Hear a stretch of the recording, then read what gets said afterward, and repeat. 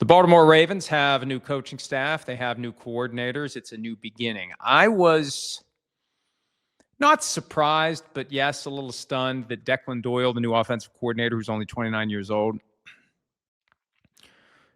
said at his introductory press conference, and this is the quote, as it relates to participation in the voluntary offseason program. We expect the players to be here, and certainly it is voluntary.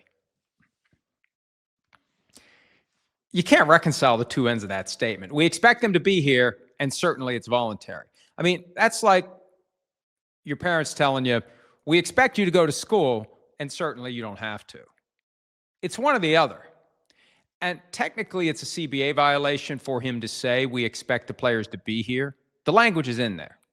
You're not allowed to say anything to suggest that the voluntary offseason workouts are anything but voluntary. And what teams will do to try to get players to volunteer to show up, they'll put workout bonuses into their contracts. Some teams do it with everyone. The Packers do it with everyone, for example.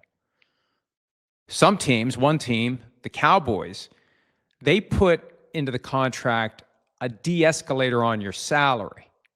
If you don't show up for the required percentage of off-season workouts, 80 to 90% or more, your salary drops. That happened to Trayvon Diggs. I think that's a bad management tool. It's better to give them a carrot that they didn't earn than to give them a salary and claw money back because they failed to live up to your expectations. Either way, money is tied to it. Now, the Ravens have done that with quarterback Lamar Jackson. And I think Declan Doyle's message was intended primarily for Lamar Jackson. Who else would the offensive coordinator be talking about? Who does the offensive coordinator care about more than the quarterback being there to learn the new offense? Jackson has given up $1.5 million over the past 2 seasons in workout bonuses. $750,000 in 2024, $750,000 in 2025. Gone from that $52.5 million contract per year. Not that it's a huge difference, but it's still $750,000 gone because he didn't show up for enough of the voluntary offseason workouts. So what's he think about that message? And this is all coming at a time, and I know Ravens fans don't want to hear it because this is the thing that makes them stay awake at night wondering what's going to happen. What does Lamar Jackson think about the change in the coaching staff? What does he think about the hiring of a first-time head coach who is a defensive coordinator?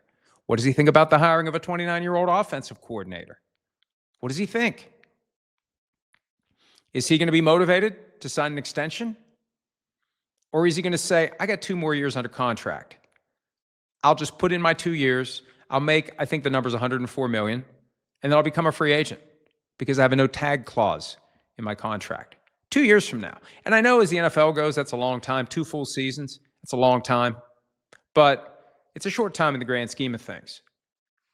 Snap your fingers, and Lamar Jackson will be a free agent unless he signs a contract. And Steve Bisciotti, the owner of the team, said in the press conference regarding the firing of John Harbaugh that they want to get something done before the start of free agency. And if they don't, they'll do a restructuring. Most of these contracts now contain a clause that gives the team the ability to restructure. You used to have to go to the player and convince the player to do it. And some players would say, I'm not doing it.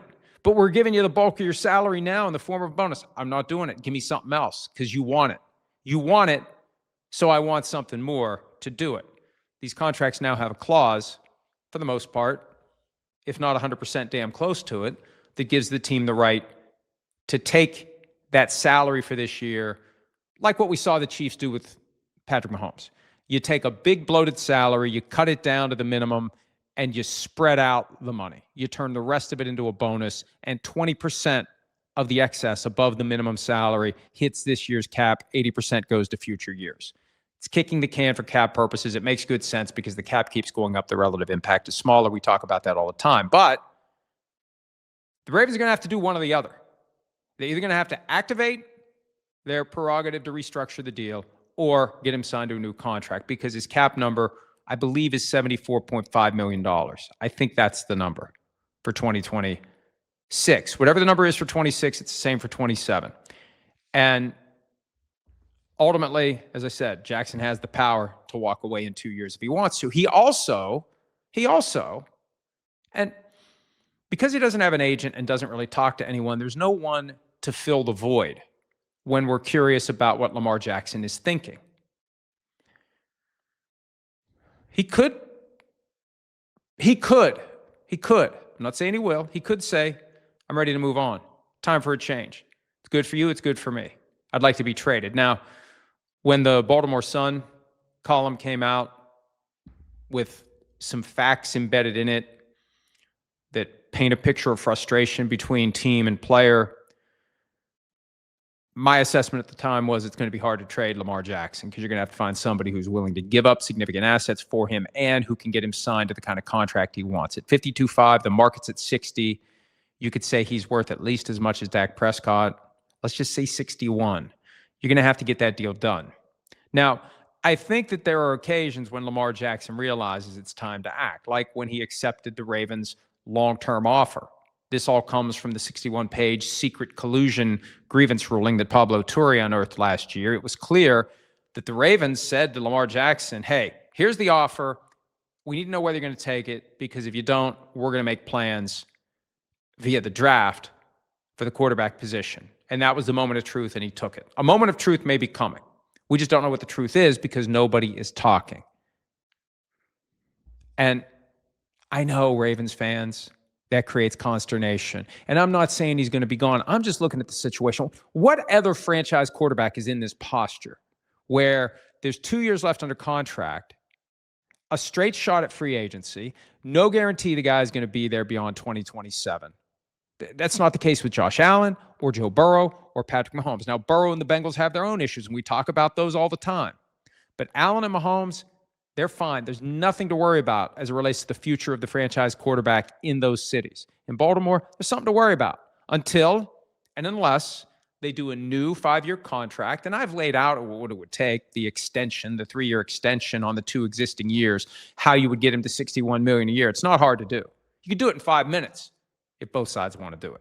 Hi, it's Mike Florio. Thanks for watching PFT on YouTube. Hit subscribe for the latest news and analysis from Pro Football Talk.